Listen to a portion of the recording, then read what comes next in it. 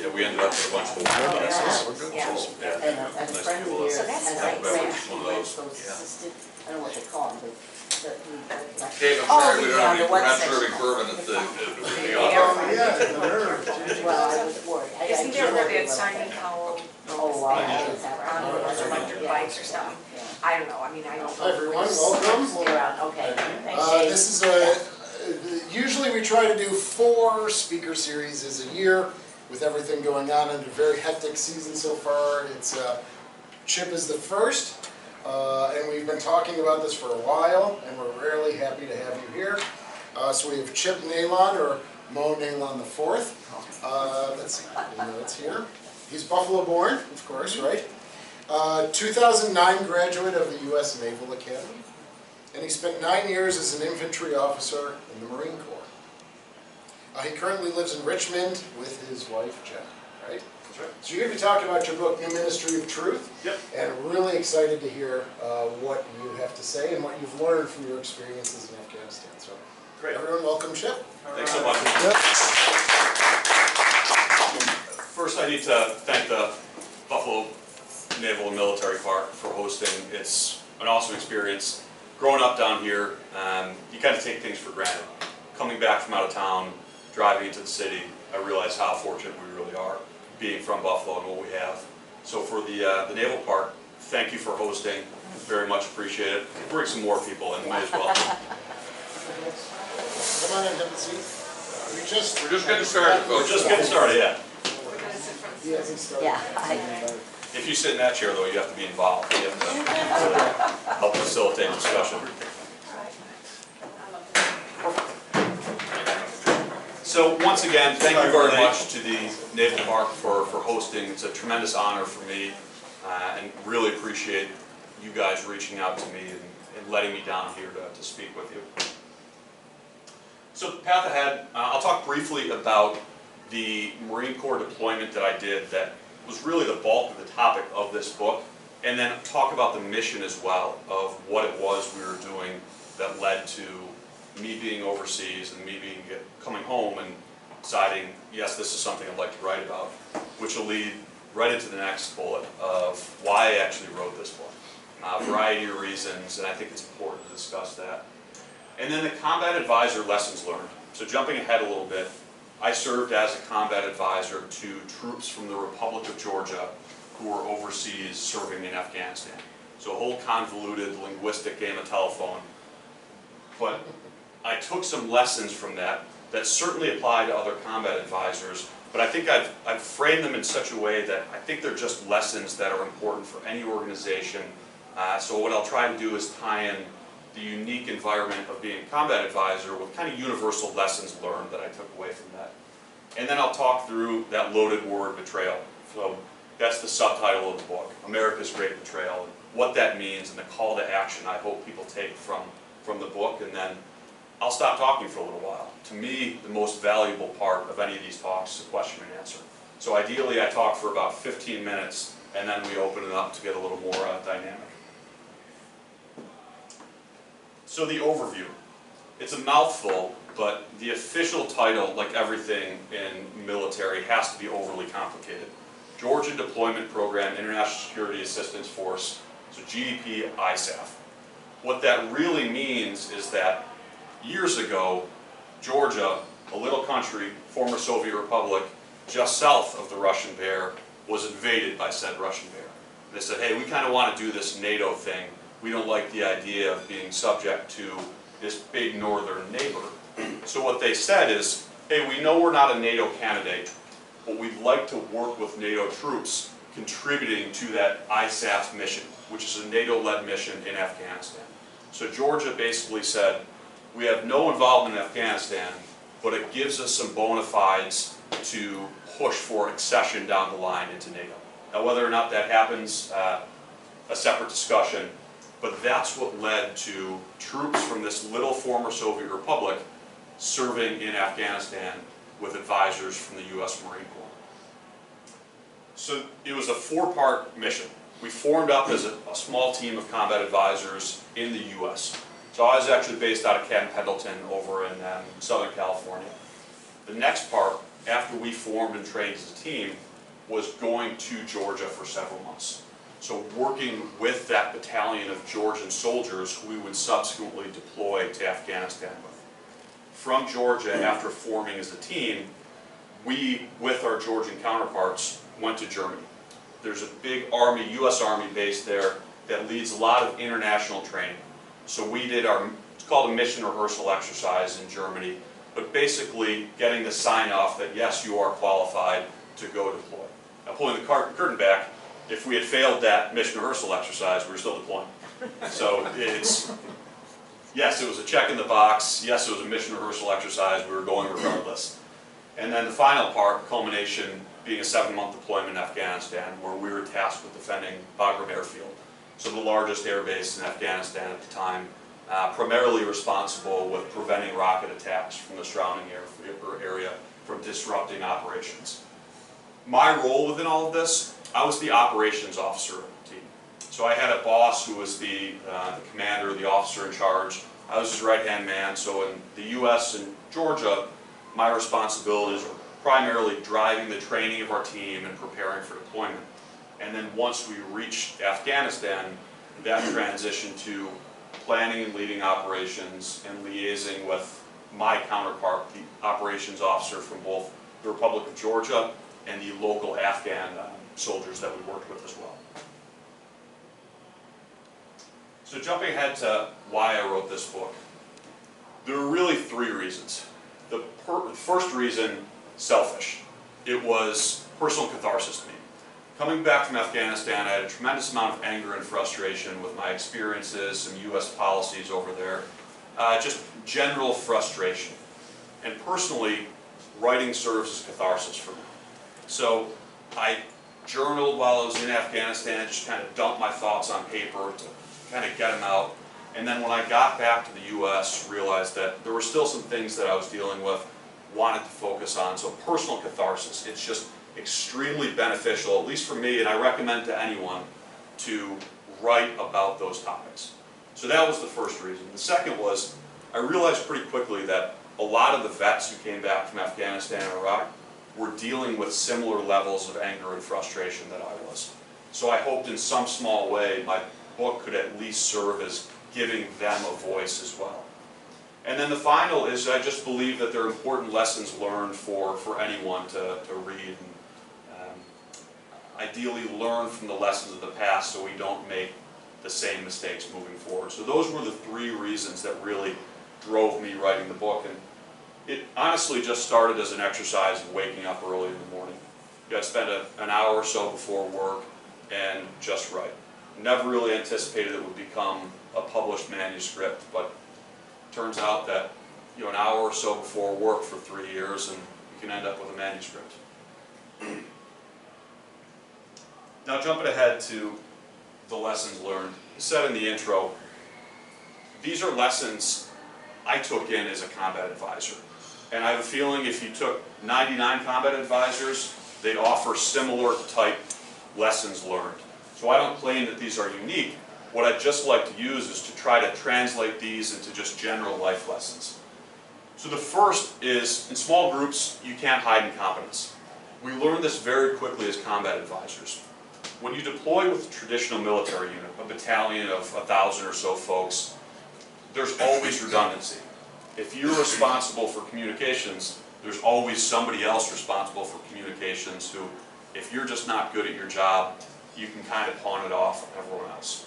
With a small group, and this could be a startup company, this could be a non-profit kind of bootstrapping, or in the case of the military, a team of combat advisors, where there were just over a dozen of us, we all had to be proficient in everything.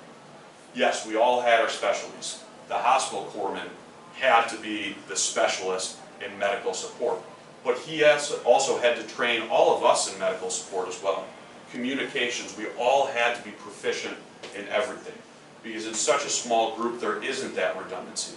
Everyone has to be ready to, at some point in time, whether it's apply a tourniquet or fix a radio or call in air support, everyone needs to be able to do that job. And I think it's a valuable lesson for small organizations anywhere, where yes, you should be a specialist, but there's also tremendous value to being a generalist.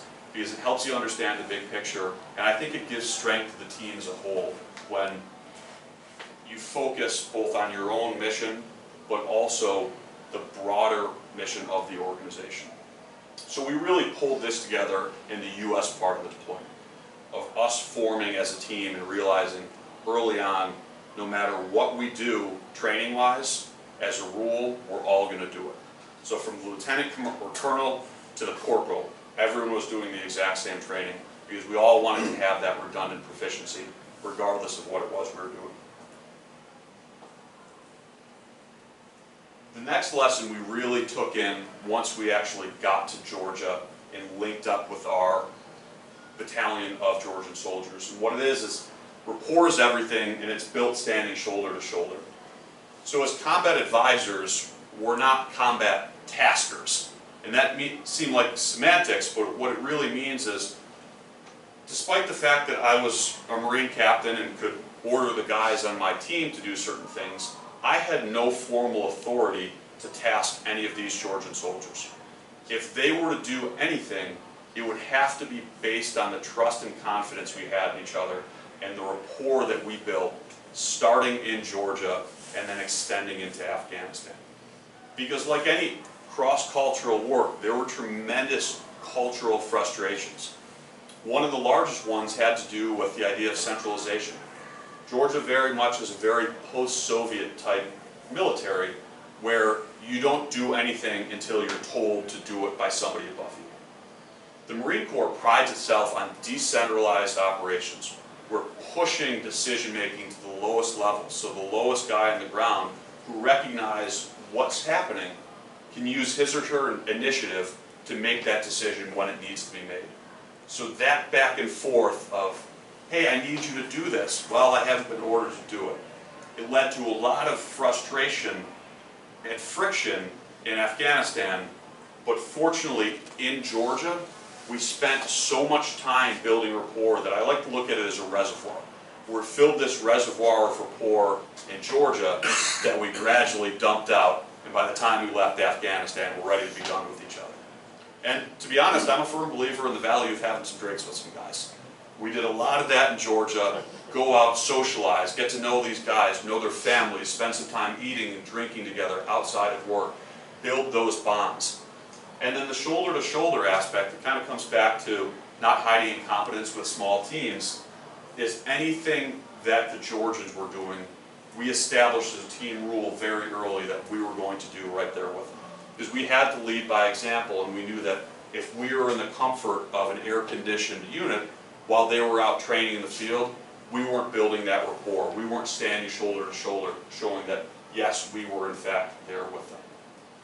And jumping ahead to Afghanistan, one of the most flattering, rewarding experiences of my life was on an operation with these Georgians. A Georgian guy got out of a vehicle and approached me and said, "Commander, what do we do now?" Like I said, I wasn't their commander. I had no formal authority to task them, but the fact that we built that level of trust, it almost floored me.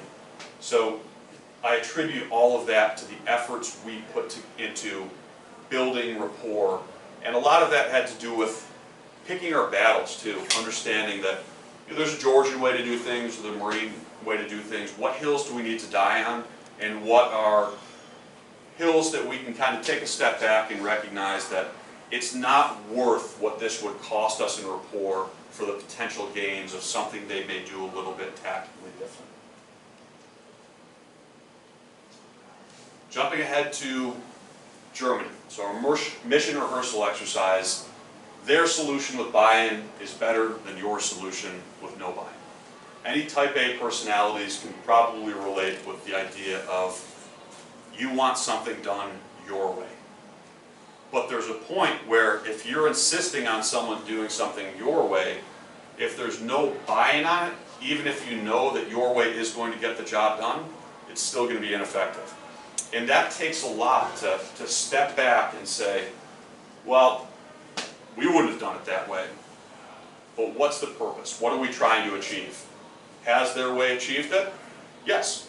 Are they enthusiastically executing it? Yes.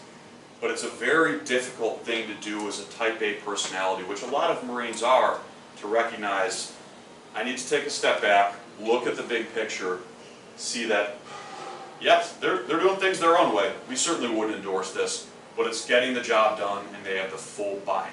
And I think this is a valuable lesson for any organization as well. I personally don't like being micromanaged. I know a lot of people feel the same way, and it kills enthusiasm, it kills initiative when you feel like you have an idea that gets the job done, but are told, no, you have to do it a little bit differently. What incentive do you have to use your initiative and ingenuity moving forward? So that was a valuable lesson we learned that, okay, let's take a step back and look at the big picture. What are we trying to achieve, and are the Georgians currently achieving it? If so, carry on. So at this point in time, we've wrapped up in Germany, we got a couple weeks of leave, go off our separate ways, come back, and then we deploy to Afghanistan. So in the emotional flow of things, we're all pretty high at this point in time. We've finished in Germany, we've just spent 3 months having a blast and working hard in Georgia. We got 2 weeks of leave to go see family or backpack around Europe or whatever the guys did. And now we're going off to Afghanistan feeling good. For the rest of the time, the emotional roller coaster was kind of going the other way. From this optimism to cynicism, pessimism, and eventually just kind of resigned acceptance of where we are. So the next 2 lessons that I took away during the time in Afghanistan are less optimistic than the first 3 that I discussed, but I think are valuable for any organization as well. So this first one, no actions for the sake of action, what's the reason why? So in the Marine Corps, when we give a mission, we break it into 2 parts. There's the task, which is what you need to do, go take that hill. And then the purpose, in order to set conditions for this other unit to move through. It's the reason why. The most important part is always the reason why. Because if you know why you're doing something, when the situation on the ground inevitably changes and that task you were given becomes irrelevant, you realize, well, I still know why I need to do it, so I'll figure out, using my initiative and the understanding I have in the ground, to figure out what task I need to execute now. But that importance of the reason why. And looking at the big picture of Afghanistan, and this is really where a lot of my frustration stems in, is I'm a firm believer in the Clausewitz model of war as an extension of policy. If you can't execute some goal through political objectives that is necessary to be achieved, military force becomes that objective. But there needs to be an overarching political objective that can be achieved by the military means we committed. And during our 20 years in Afghanistan, I am a firm believer that the U.S. Department of Defense, executive, and the legislature never said, this is the political objective, this is the goal of what we are trying to achieve in Afghanistan. So when you don't have a goal, how do you know what victory is? So that's why I always kind of laugh when people say, hey, what does winning look like in Afghanistan? You tell me, I don't know. Yeah, how do you define victory when you don't know the rules of the game, when you don't know the goal of the game? So I liken it to if you were playing football and rugby and told, well, just go play. What do you mean, just go play? Who wins? Well, normally it's if you have more points than the other team at the end of the game, you have won. That is the definition of victory. You can tailor your strategy accordingly. Otherwise, you're just beating yourself up for beating yourself up. And I'm a firm believer that during our entire time in Afghanistan, the U.S. government failed to define a clear political objective that could be achieved by the military force that they had committed. And thinking about this in any organization, I know it's a parental thing, the because I told you so. That doesn't fly with adults in the organization. Hey, you're asking me to do this either tedious or, in this case, particularly dangerous thing. Why am I doing it? What's the purpose? Because I said so. That doesn't add up. So that burning frustration of asking the question over and over, what are we trying to achieve? And then there was that disconnect of no clearly defined political objective. So what, in fact, have we committed our military forces for? And frankly and cynically, I look at it as sunk cost. We've committed our military because we committed our military. Okay.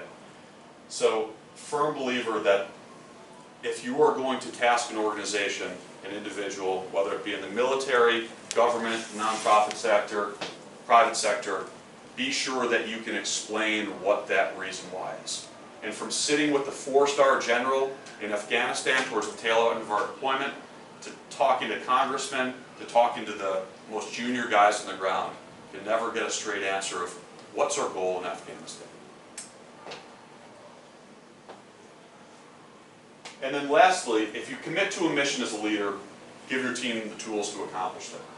So what I want to point out in this picture here is Georgian flag. This was our command post in Afghanistan.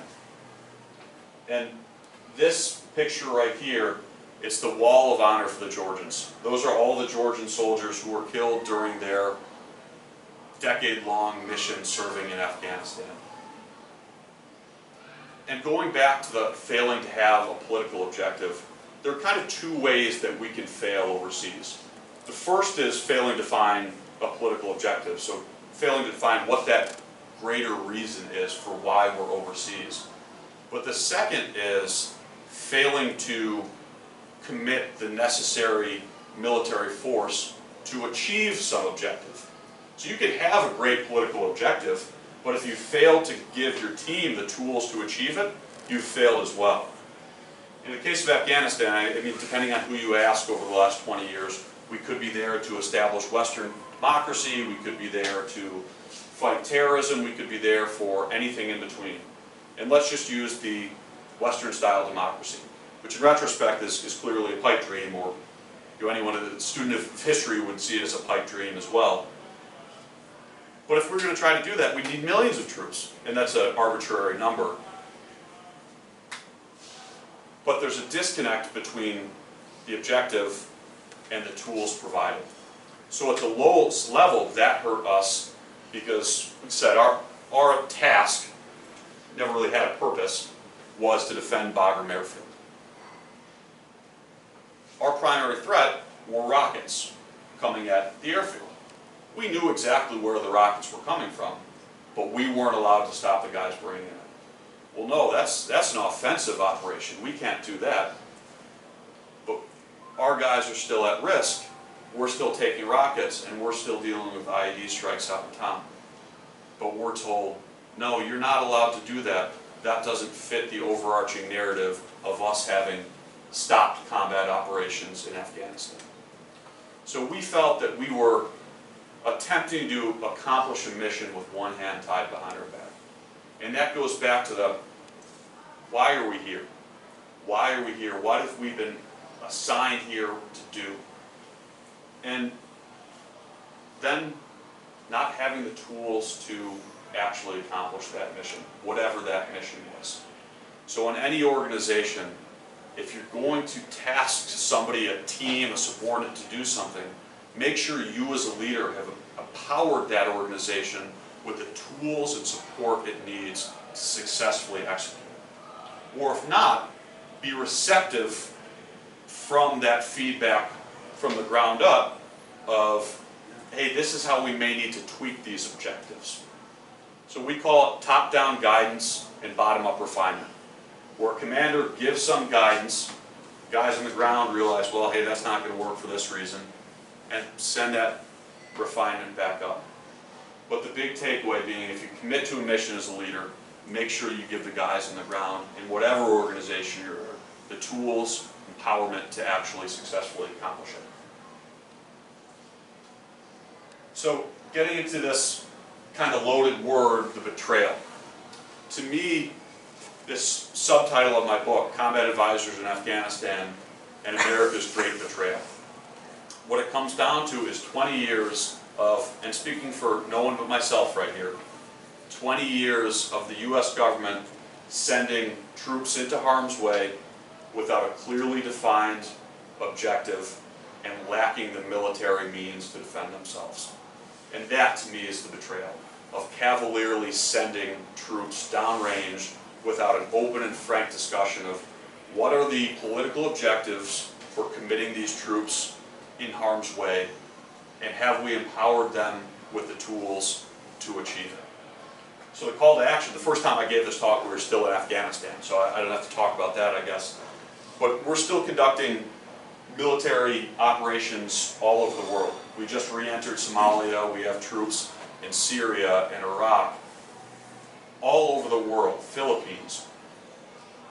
We need to hold our elected officials accountable and demand that before they cavalierly send troops into harm's way, we as a country, and really by we as a country, I mean Congress with their enumerated power of declaring war, to have an open and frank discussion about what is it we are trying to achieve politically. Can we achieve it with military force? And if so, have we actually empowered the military with the tools, the authorities, the forces to be able to do that? So whether it's in Afghanistan, Sub-Saharan Africa, Southeast Asia, anywhere in the world, demanding that our elected officials ask that question, have that debate. Why are we doing this? And have we given the troops on the ground the tools necessary to accomplish that? Anything else is a tremendous betrayal to the guys and gals sent overseas into harm's way. And the litmus test I like to discuss is, if you are a decision maker, I use that generically, a representative, a senator, somebody in the executive, if you are a decision maker in government and are considering committing troops to harm's way, ask yourself, can you sit on a couch and look across from that mom and dad, that husband or wife, and say, I was responsible for sending your son or daughter into harm's way, and I am comfortable being on this couch having made that decision, as heartbreaking it is. It's a tremendously high hurdle. But I think we as a country and our armed forces deserve that tremendously high hurdle. So that should be the litmus test. Can you look those loved ones in the eye after they've lost one of their loved ones and say, we needed to do this as a country, and I'm heartbroken for your loss, but we needed to do it. And if you can't do that, we shouldn't be sending troops into harm's way. So I said that I would run my mouth for about 15 minutes. That was about 25. I apologize for going slightly over. Now I'd like to turn to Q&A. I think this is the most valuable part. And you feel free to, I have opinions about everything. It may not be good, but feel free to have questions about the book, Afghanistan, the military. Any questions, please. What kind of reactions have you gotten? I mean, I don't know, you're like government, Marines, or whatever, with this book? From the most significant for me have been the guys on my team, the direct individuals I serve with, who all very much appreciated me putting pen to paper with the frustrations that I all felt. But it's also, I've gotten feedback from guys, just a random message on LinkedIn or Instagram of, hey, I don't know you, your book was recommended. Like I said, I'm not claiming to be Hemingway, it's not great writing, but I think the message is something that resonated with a lot. And when I hear something from a combat advisor that I didn't know, but who heard about it some way or another and said, hey Chipp, just wanted to reach out and say thank you. A lot of the anger that came out in your words, I'm feeling myself, and you were able to put it into a way that kind of helped me deal with it on my own. As far as big Marine Corps, I sent a copy to the Commandant, the senior officer in the Marine Corps, and got a generic message back from his secretary probably. I don't know if he read it or not, but I didn't get court-martialed, which there was... That's good, yeah. Yeah, I was out of the service when I published this, so not everything is too flattering to... But you also had a better Chipp as far as there was nothing in... You didn't, well, I thought you did. So My father took a more optimistic view that I had vetted this. There was no vetting. There probably should have been some vetting.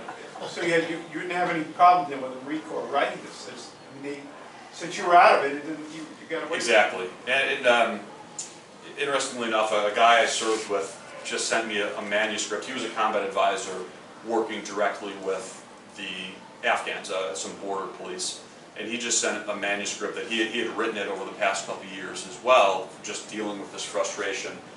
He, in fact, is currently employed with the FBI, so he is going through a tremendously different approval process than the non-approval process I went through. As far as the Georgia troops, did they have a big turnover? Or once you got these people for 7 months, and you had for That was it. Now there were some injuries and training, but once we joined them in Georgia for our 3 months of training, it was essentially they were stabilized. Now what was a tremendous issue was the interpreter situation was not stabilized. And there were a lot of politics about that. Within the Georgian Ministry of Defense, it's a star on your record if you have deployed overseas with the U.S. Marines.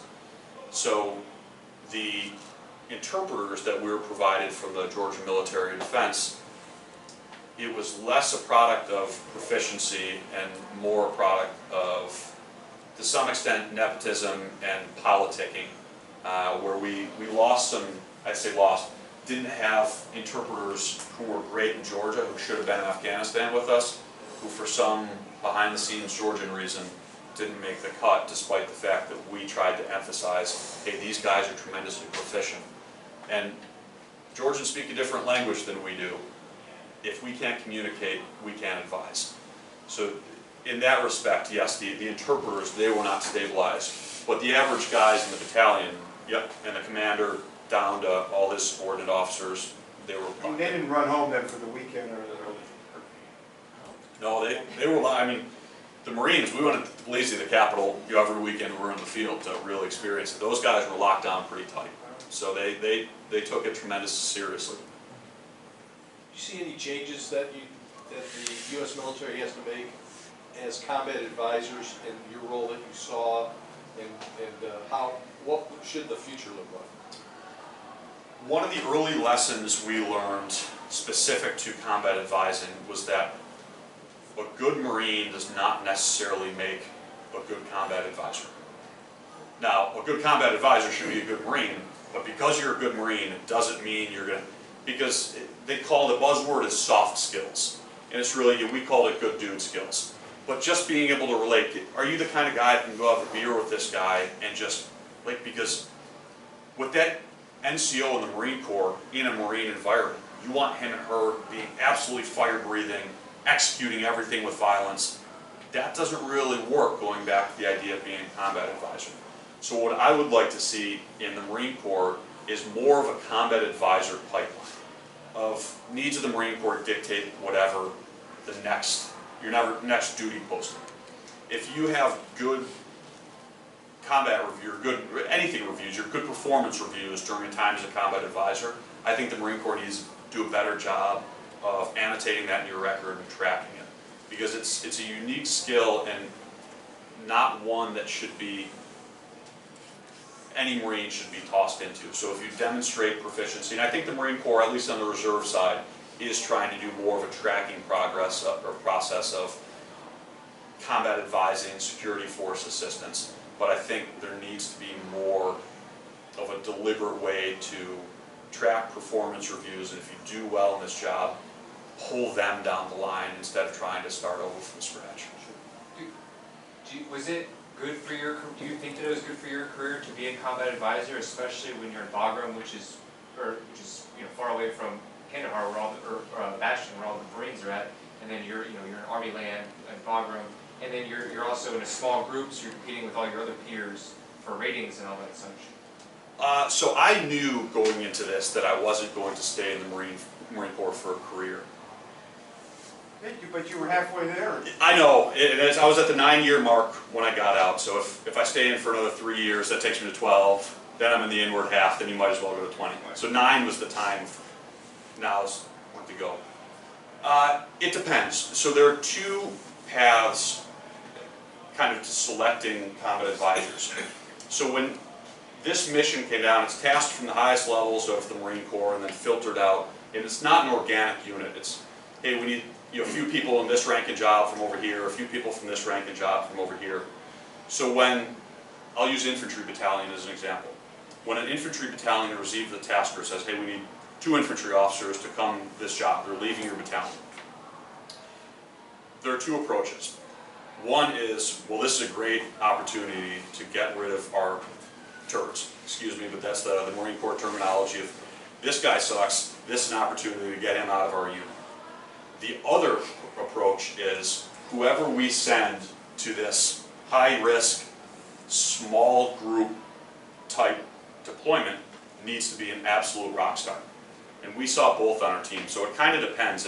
If you are coming in as a rock star, this is just going to be something else that's going to launch you on your way. Our 3 infantry NCOs, 2 corporals and 1 sergeant, they all came from the same battalion, and their battalion said, we're going to have a competition. If you are going to this mission, you are going to compete with your peers, and we are only sending the best, because that's going to keep guys safe downrange, and it's going to reflect better on us as a battalion. And they were phenomenal. 3 guys I would and did trust with my life, and go out and drink copious amounts of beer with, and everything in between, because they took the path of send our best to the combat advisor. So it's a long way of saying it's less the deployment and more the caliber of individual going in, where if you're outstanding, it can be a launch pad. If you're not, it's not going to make or break you any more than your poor performance already has. Chip, you talked about soft skills, and I think you mentioned, I know you were embedded with the Georgians, but that you also interfaced with the Afghans. I think you mentioned to me that the Georgians would call the Afghans the Taliban, and the Afghans would call them Russians. You know, they were kind of pissing all over each other, and you were kind of the... Yeah, one of our unofficial roles, because on a given patrol there would be 3 or 4 Marines, maybe 20 Georgians, and 5 to 10 Afghan soldiers. And the Afghan soldiers speak their own language, the Georgians speak their own language, and the Marines are kind of in the middle. So we kind of likened ourselves to marriage counselors. Of the Georgians would be bickering at the Afghans would be bickering at the Georgians, neither speaking the other's language, and us just trying to hope for the best. And it's funny now, but at the time, I mean, there was a tremendous threat of what they called green on blue attacks, of the Afghans turning their weapons on NATO forces. And we had to play marriage counselor and just try to keep tensions down as best as we could. And that's another one of those things where you don't learn that in boot camp or OCS. It's just you try to calm the situation down as best as you possibly can. In your advisory role, was there ever a time where you just said, no, this is not going to happen, and here's why? Yeah, so the first patrol we did leaving base, so we've been doing our, I should say the first unaccompanied patrol, because we spent about a month turning over with one of the units that we were replacing. So kind of doing a left seat, right seat thing where they show us the rope, show us around the area. The first one we took out on our own. We briefed everything. The lead vehicle is supposed to leave base and turn left.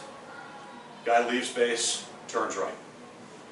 So get on the radio, tell him to stop, pull over, get him out of the vehicle, show him the map. All right, here's what we're doing. Turns around, makes another wrong turn. So at that point in time, I went from building rapport to kind of tapping into the reservoir of rapport. Said, all right, everyone out of your vehicles, we're walking. And just non-negotiable, we will walk. If you can't drive around the area, we will walk the area until you know it. So that was something where my patience was not strong in that situation, and I had to kind of lean into that reservoir of rapport. But it was a get out of the vehicles, we're walking. That was just one example. There were more than 50%. So Iraq was a very different theater, but do you feel there was proper U.S. political objectives for Iraq, just not for Afghanistan, or for both the global? Frankly, I think both. I think Iraq was even less. Because Afghanistan, you can make the argument that we were attacked. Now, I think we lost the way in Afghanistan when, really from late 02 to 06, we ignored it during the time in Iraq. And that's when things went from pretty stable in Afghanistan to another insurgency of, oh, we got to start sending a bunch of troops back. I see Iraq as an even greater betrayal. Say what you want about Saddam being a bad guy. I don't think it justifies the massive loss of life of U.S. troops and the Afghan Civil War and the sectarian genocide, the Iraqi Civil War and sectarian genocide that it kicked off. I just think that the political objective was never clearly defined, and then the military mechanisms for executing it were laughable as well. We took the entire Baptist infrastructure, so basically they're academics, they're professional class, engineers. Everyone who had to be a Baptist, because if you wanted to be an engineer in Saddam's regime, you had to be a Baptist, and said, you guys are all unemployed right now. What did we expect? I think there was tremendous arrogance with the initial success operationally in Afghanistan of small troop presence working with locals, and we can do the same thing in Iraq. I wasn't in Iraq, so this is just like I said, everyone's got an opinion. Mine is no, it was far more harm than good. That'll be interesting to see 20 years whether, I know the Iraqi government just disbanded.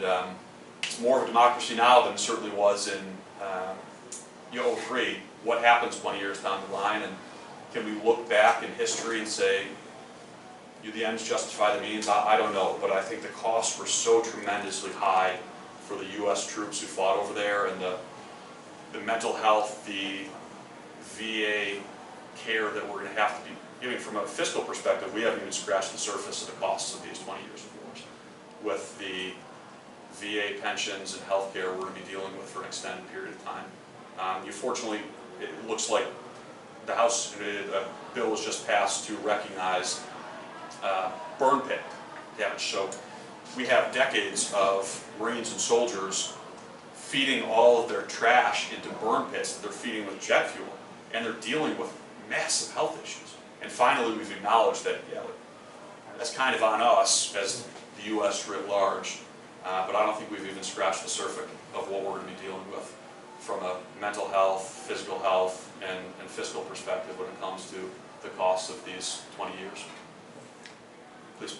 You know, Chip, it's always amazing to me because when I hear about military talking in small patrols and having a mission and coming back and having a hot wash and talking about did we accomplish the mission and what did we do wrong, what can we do right.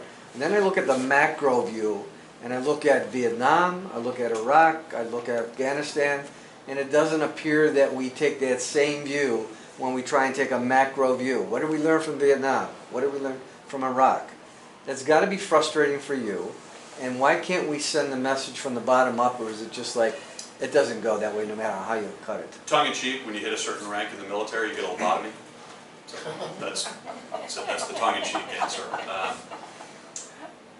Realistically, I think, I know this isn't practical, but I would argue that some form of, I'm not a believer in mandatory military service. I'm a believer in some mandatory service, whether it be something like AmeriCorps or Teach for America. I think there need to be more people with skin in the game, because I think Congress would be less inclined, and the executive for that matter, less inclined to military adventurism if more people had some skin in the game. Because otherwise, I frankly don't see us learning the lessons of, look at what Russia's doing in Ukraine. They're basically making the mistakes that we made in Iraq. Now that's a rough analogy of thinking that, oh, we'll just go in, topple everybody, and everything will be great, we'll be met with roses. So even in the span of just under 20 years, another regime hasn't absorbed those lessons, when ostensibly they've been sitting observing for the past 2 decades. So long way of saying I don't know, but I wish there was more skin in the game in Congress, and it'll be interesting to see. There's a tremendous groundswell of political activity amongst Iraq and Afghan veterans on both sides of the aisle, and it'll be interesting to see over the next several decades as those vets rise through the political ranks, whether there's more caution because of what they experienced. And frankly, I don't know. I'd like to say I'm optimistic, but I think it will be good to have more people with military experience, especially combat experience, who recognize the horrors of combat in elected positions. A lot of them are running this year. Yeah. Doesn't really answer your question, but I hope that we can learn some lessons, just because of the fact that decision makers in the future will have suffered at the sharp end of those mistakes in the past. I've also realized the home team has a great advantage. So in Vietnam, Iraq, Afghanistan, to go in there and think that you're going to take them over and establish your government and your culture, that's expecting a lot. Just going all the way back to the colonies, when we were the home team. Exactly. You know, I mean, Britain was the biggest military force in the world. Please, looked like there was a hand raised. Yeah, I did have a question. So prior to my retirement from professional life, I had the opportunity to work with leadership in a wide range of organizations, corporations. And I really appreciate how you've taken those lessons, the few that you shared with us today, and applied it more generically and generally to leadership. So my question, I'm assuming that, and I'm sure that there's many more lessons from your experience that other than what you've shared here. Have you done any work in corporations, or have you considered, because I think that some of the lessons, particularly these that you shared, leaders would, number one, find them valuable if they weren't aware of them, and number two, in my experience, a lot of leaders need to be constantly reminded of those kinds of lessons. Yeah, no, I have not done any leadership consulting. I know that's a lot of vets have gotten out and taken that track. There's really a pretty big industry that's formed up. So no, I've not done any of that formally, but I'd like to think that in my post-military work, I have, just by example, put that forward, and it's been nice.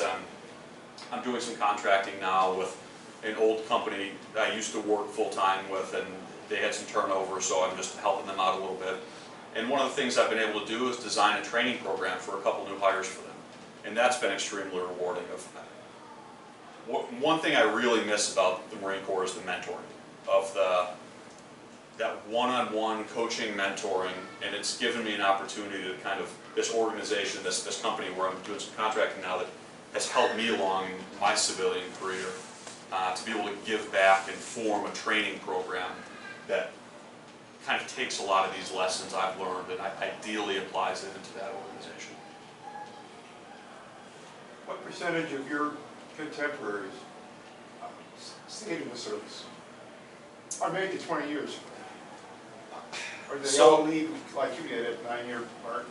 At the Naval Academy, you're required to do 5 years of service after. If you're an aviator, it extends a little longer because of the flight school payback. But I would guess, and I know the numbers exist, I think it's only about 15 to 20% of guys who graduate and then retire in 20 years. It's not, and the last time I saw the numbers, it's not the Naval Academy or West Point in the Army or the Air Force Academy. There's not a higher level of career retention than any other path, whether it's enlisted commissioning sources, OCS, ROTC. It's, I think, about 10 to 15% getting to that 20-year mark, at least on the officer side.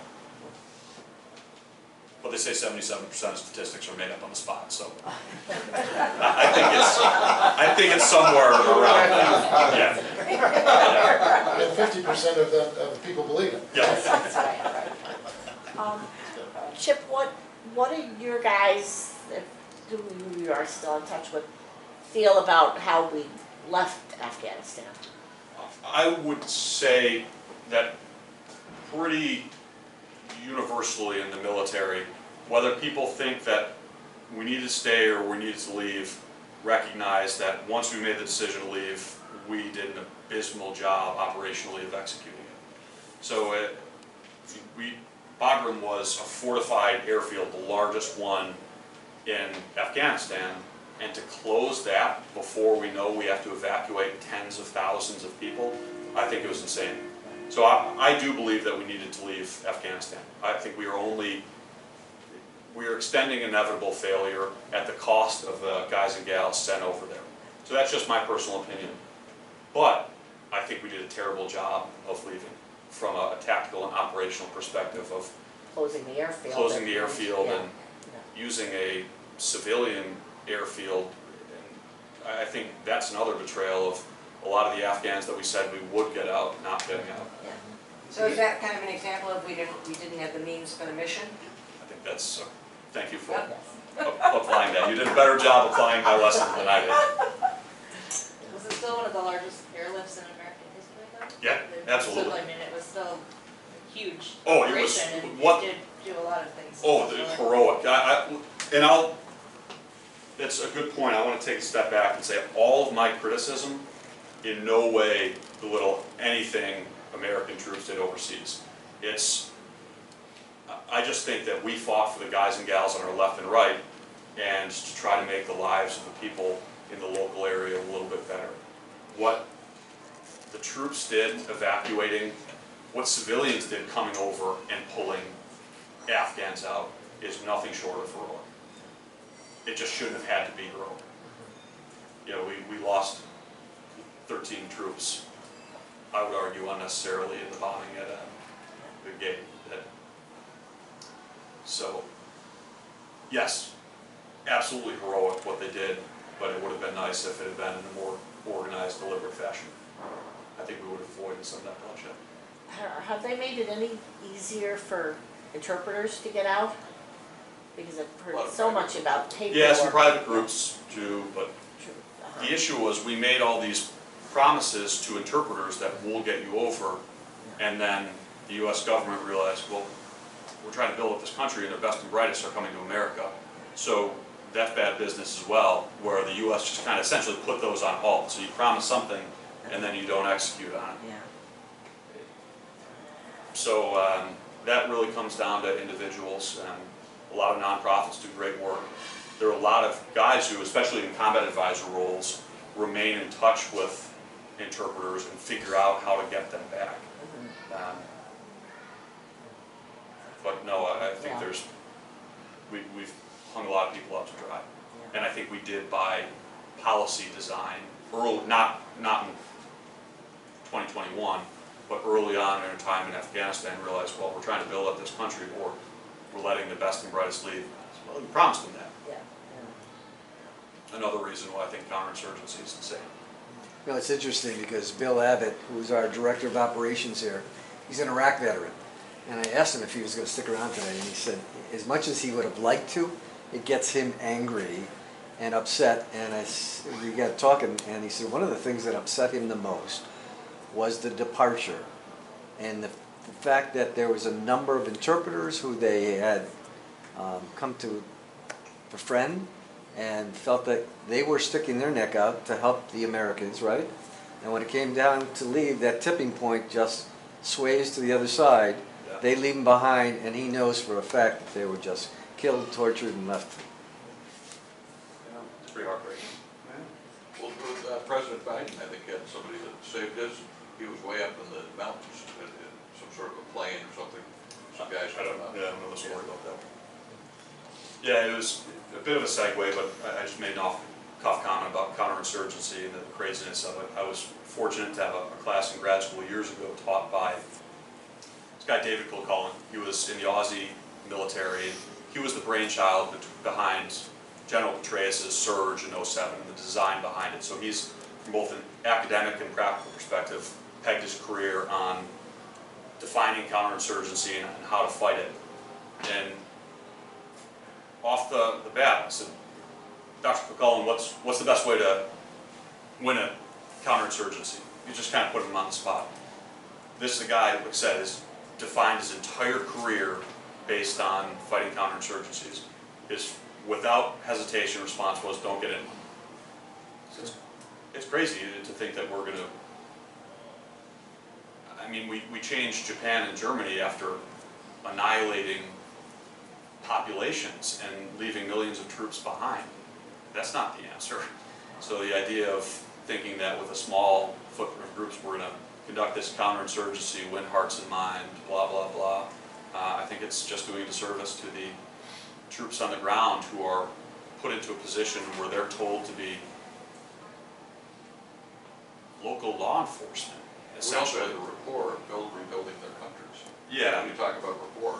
Yeah, just, it's where that guy in the ground has to make the decision of, do I shoot or not shoot? If you shoot and it's a bad kill, you end up court-martialed in jail. If you don't shoot and that little kid's got a suicide vest strapped on and he blows up, you are in your own mental jail. You're either dead or you're living with a lifetime of guilt, knowing that the guys around you are dead because you didn't pull the trigger. And that goes back to the, can you sit across the couch from somebody's loved ones? And can you justify putting them in that counterinsurgency type position? And I don't think I think we absolutely did cross that threshold after 9/11, but I think we lost our way.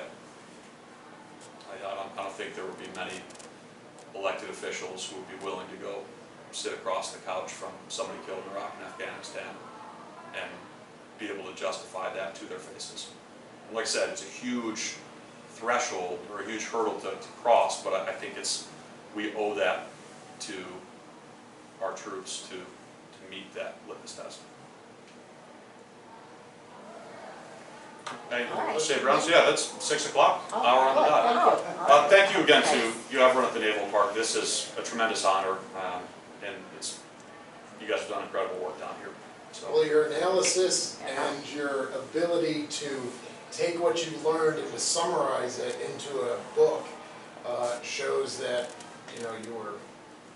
you were paying attention and you were learning, and it's really appreciated here. And the fact that you allowed us to videotape it, so we could share it. I hope you both. Thank you all for coming. I really appreciate it. Thanks. Thanks.